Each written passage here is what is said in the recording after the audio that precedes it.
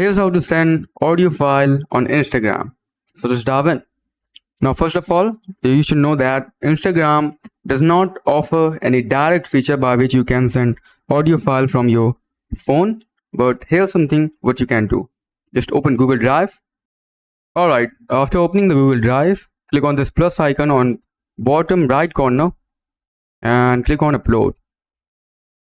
Now here, select audio and upload the desired audio from here. Now as you can see, the audio is uploading. So basically just upload audio to Google Drive from your phone. It's easy. After uploading the audio, just refresh Google Drive. Now here's the audio. Just click on these three dots. And here, click on share. Now click on manage access and click on restricted change to anyone with the link. You can also add some people to which you want to share the file.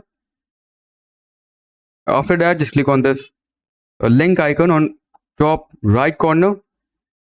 Copy the link, and after copying the link, go back to Instagram and go back to chat where you want to send the link and paste the link over here.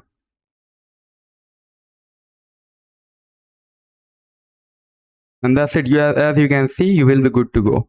That's it for the video. Thanks for watching.